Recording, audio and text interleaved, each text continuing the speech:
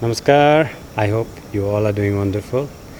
And we are in the mountains in the Himalayas, and what could be a better place than this to talk about Om, one of the most transcendental mantra of all time.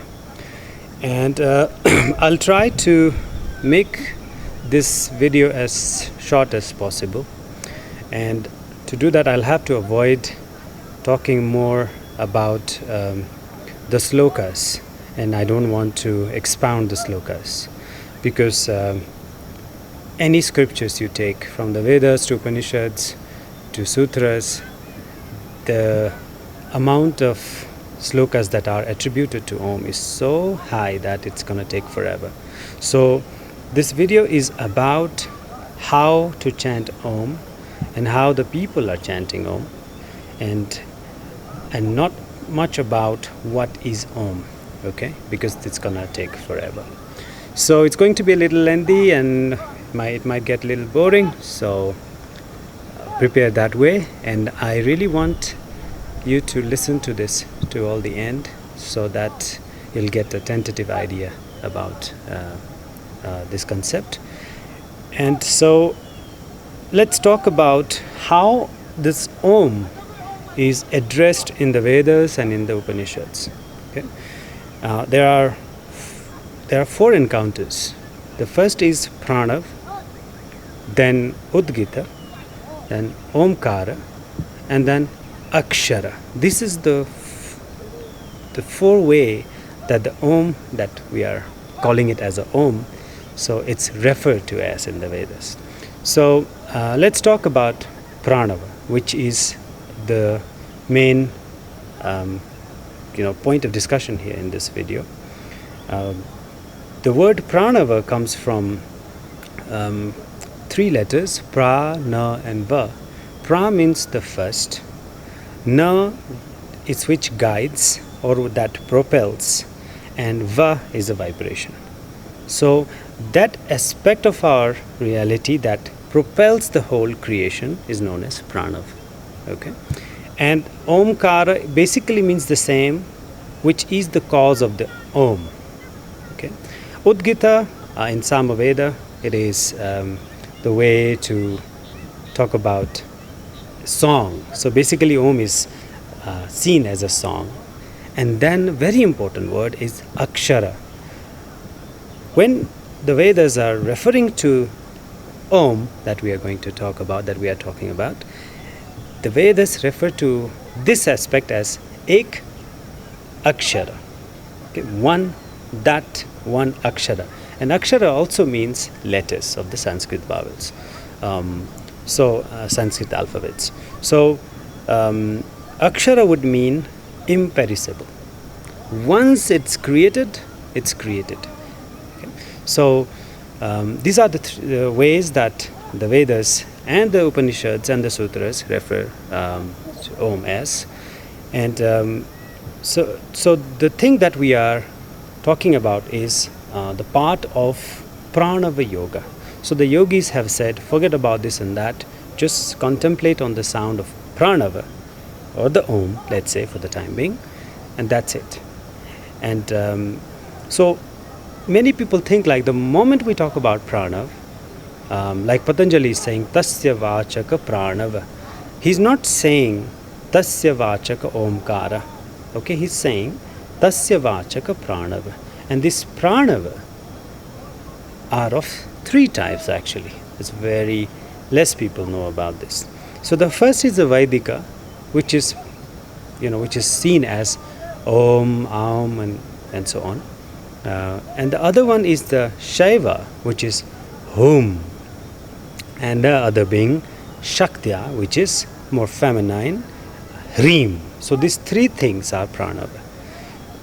In the Pranava Yoga, through which lineage that we belong, we are given these mantras accordingly. Not always it is Om.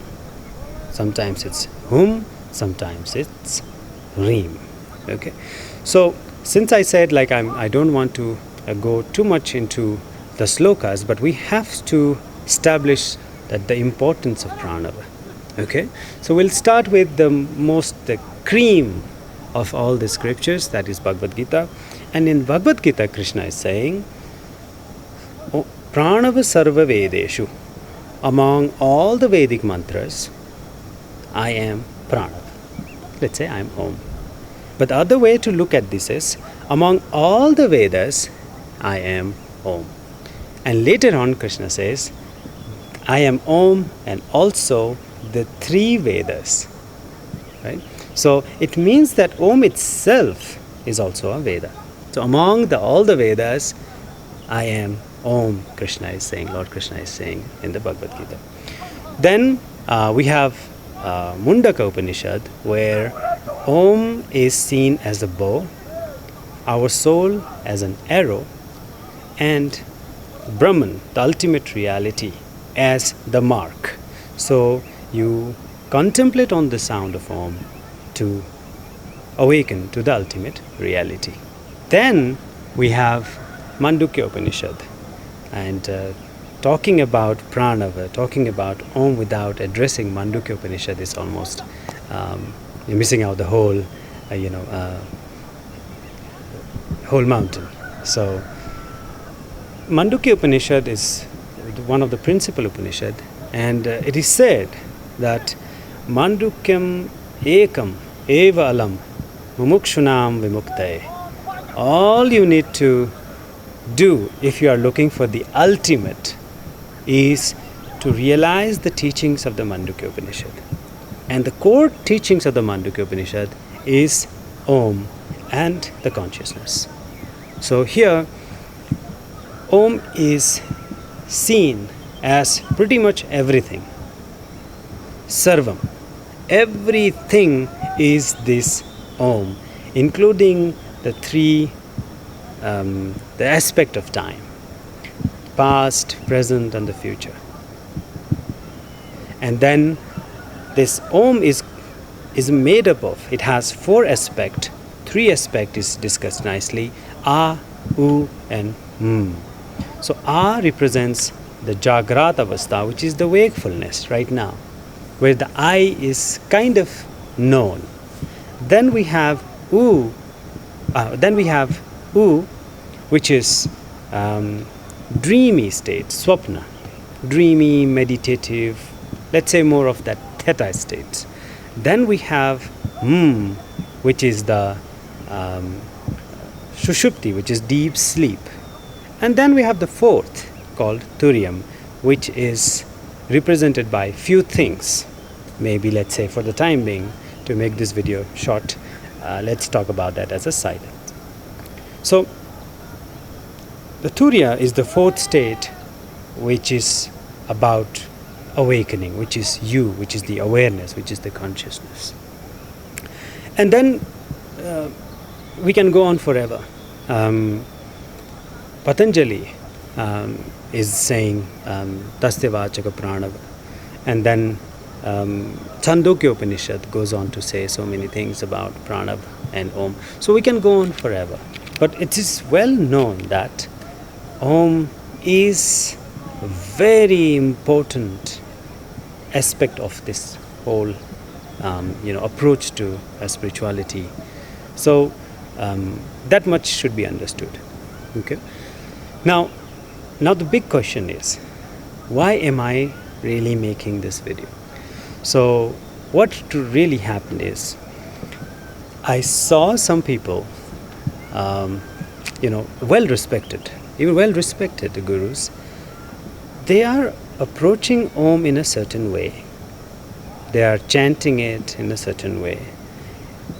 And then actually they are not acknowledging there can be multiple ways of approaching it, or contemplating it, or chanting it. Okay, so they simply seems to be mocking other people who are chanting otherwise. Okay, and then I see a lot of YouTube videos and of course Instagram and this and that, where people are just, I don't know, they're saying there's only one way or 2 ways, and then and they're kind of showing this superior approach to this thing. And I think somehow it is not addressed the way it should be addressed, because it is so important part. And So it is my humble effort to make this video so that it kind of touches certain dimensions which are very important. Okay. And then of course a lot of students, a lot of people have been sending me, okay Anup, this video and this person is saying this way, but I have been chanting that way. What do you think about this?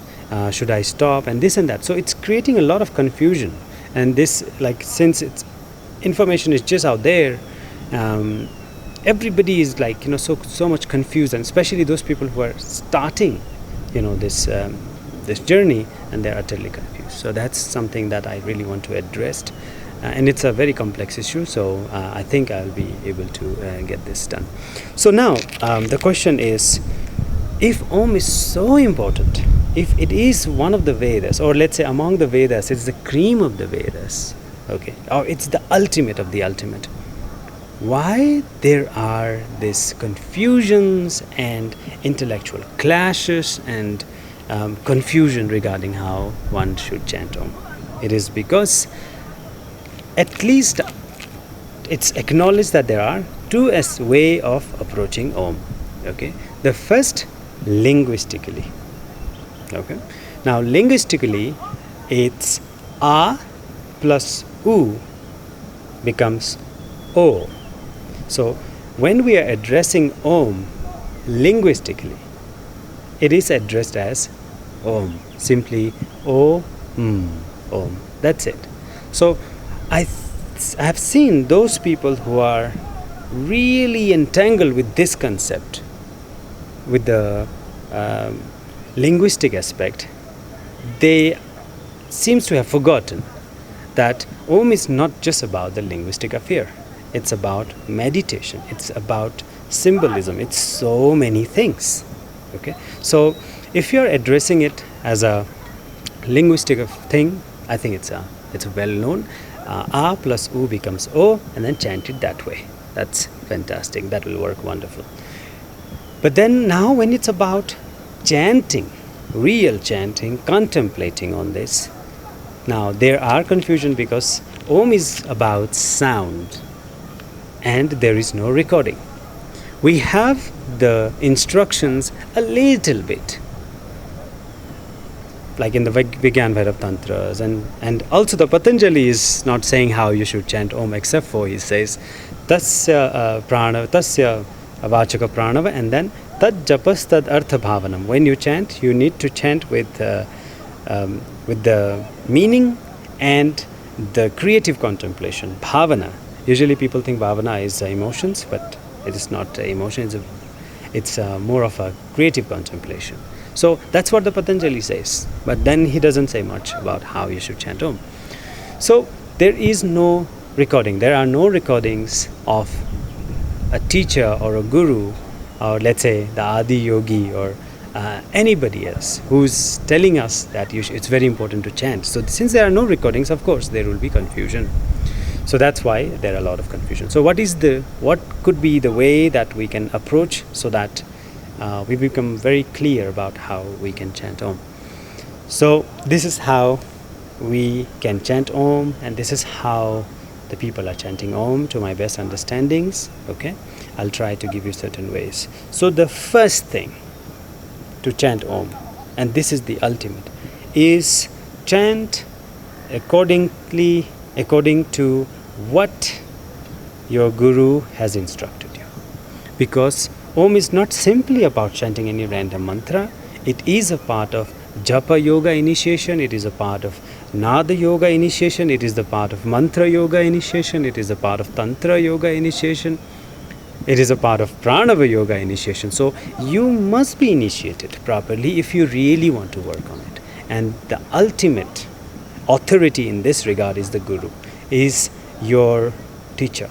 How is your teacher telling you? That teacher must come from certain lineages, and that's it. That's all it needs. So if your guru is telling you to chant like Om, chant it that way, and don't worry about who is chanting in this way and that way, in the internet, during the yoga classes. Don't worry about this. You stick to your guru, but you must understand that it is backed up by a lot of belief, it's backed up by respect, and also the knowing of the lineage of the Guru. So in this regard, Guru is the ultimate. Now let's say that you are not, you don't have a Guru, or let's say that you are following a Guru, but then there are, you come across different variations. Then how you should chant Om is, now Mandukya Upanishad goes on to a quite good length, in telling us how you can chant Om. So here Mandukya Upanishad is also telling that you can of course like chant Om, Aum like that, but you can also chant individual aspect of the Om. Let's say you can focus on the navel,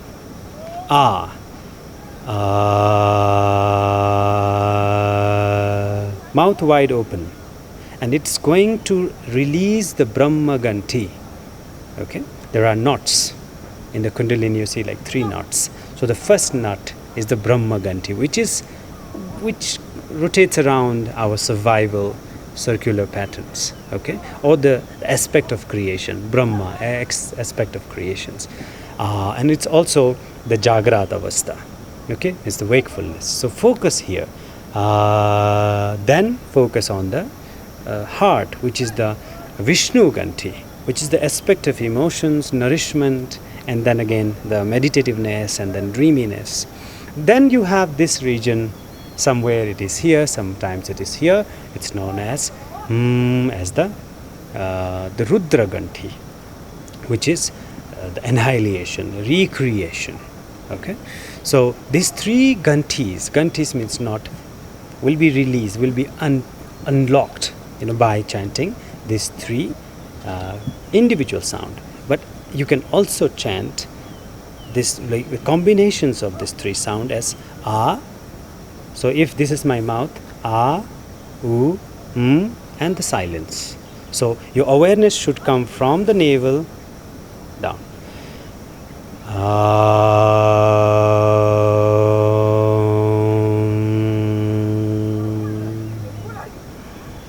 Inhalation, you focus on the silence, and then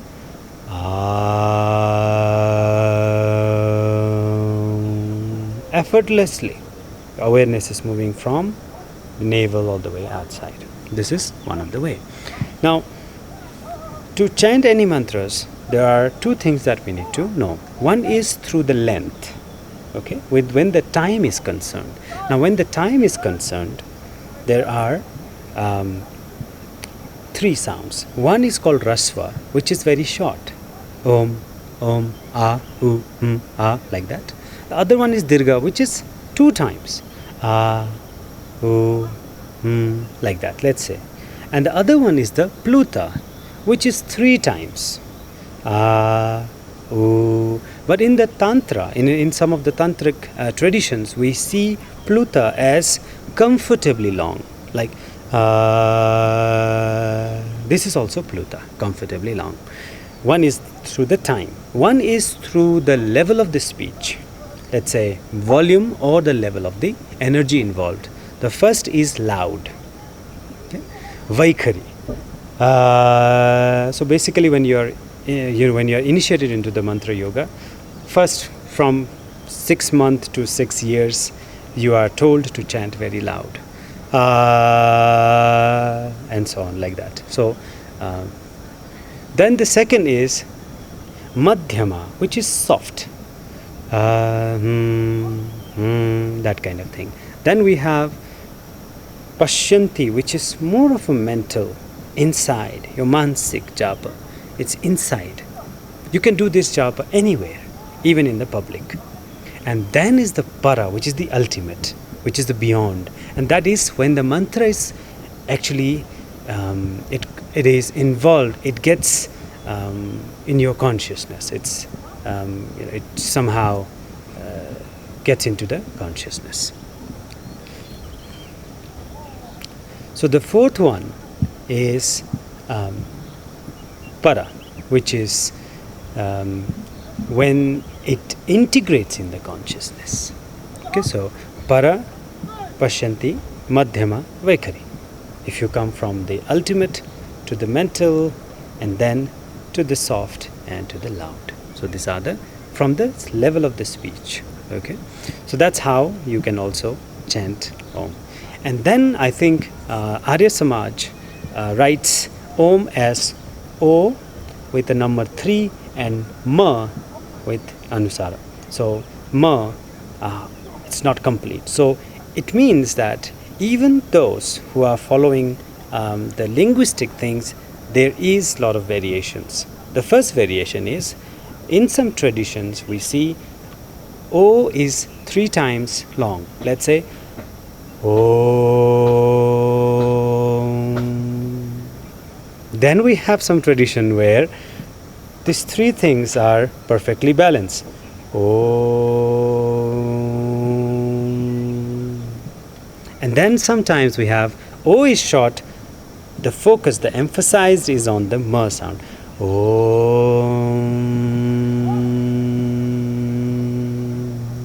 So the Ma becomes the Pluta. Okay, so and then since we are talking about the Pranava Yoga here, like how I was initiated in one of this yoga, is that we see yoga, like we see Om as a 5 parts, 5 aspect. And in the Yajurveda, when the Rudra is mentioned, and in one of the shloka it is said, Om iti et aksharam brahma panch sarup matmakam. So this one akshara, which imperishable sound, is the Brahman. It is the reality, and it has 5 aspects. So I usually don't see people talking about that. Okay, unfortunately I won't be able to talk because it has a very long aspect. But the thing is, A, U, Ma, silence, and then the Anahata, which is the soundlessness. Anahata Nada Sabdam Sarvatra Samagachati. This Anahata, the unstruck sound, is pretty much everywhere. Okay, so here we see Om as 5 parts. And in some let's say Guhya tantras, where secret tantras, I was taught Om, to contemplate on the sound of Om in the 11 forms, in the 11 parts. A has a certain parts, U has a certain part. So it means, like, of course you can see Om as 1, but you can see Om as 3, you can see Om as 5, and then you can see Om as 7. And then one of my teachers used to say, it goes on to all the way to 84, because sound and the Rudras are the same. It's a roaring. So Om could have 84 parts, and then the yogis actually can focus on those 84 parts, 84 shrutis. Okay, so many variations are there, and I see that people, they just want to portray themselves as the superior, and then they are just confined with that. It's absolutely fine the way that you are chanting. Okay, but we should not forget that the whole ethos of this spiritual process of the civilization is, the Vedas tells us that ekam satyam vipra bahuda vadanti. Truth is one. It appears differently according to the level of your awakening. So the sages express it differently. So you can chant it any way that you feel like. And what could be one of the best way to chant Om? Okay. Now it is coming from the instructions of the Shiva. In the Vigyan Vairav Tantra, Shiva is saying this: Pranav adi samucharat plutan te shunya bhavanat shunyaya paraya shaktya shunyatam eti bhairavi. So this is how I also use this aspect in my 5 aspects of the Om chanting. So when you begin to chant Om, whichever way that you are chanting, start very softly, and then with the Pluta, it should be comfortably long, but very softly.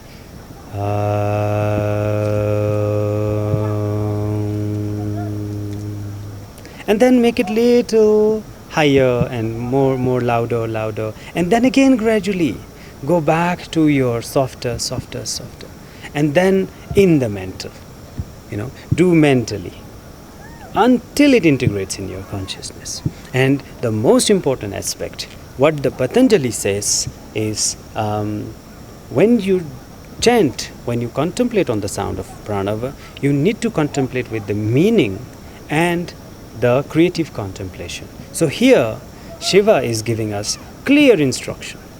What should be that part where you should focus, which you should contemplate, is none other than shunyata.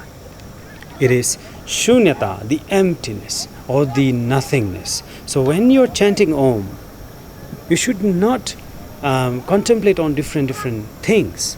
It is about absolute nothingness. So when you're chanting Om, let's say if you're chanting Om as a 5 parts, this way we can, to make things very simple, A, U, silence, and the soundlessness. And soundlessness is what? Soundlessness is every fluctuation of the sound, and beyond that fluctuation is the anahata. So when the mind becomes absolutely clear, when the mind settles down, this is the time when the anahata, the unstruck sound, the sound that comes from the heart center, you awaken to that sound. So let's say if you are doing this, so A, U, silence when you breathe in, and then when you are doing everything, when you are absolutely involved, that is going to represent our anahata. So that's how you can chant. That's how you can chant properly, I think, by also using the Shiva's instructions in this chanting. So let's say this way. I'm going to chant 5 times. One soft, a little louder, and then loud, soft, and then softer. And then once I'm not going to chant. Okay?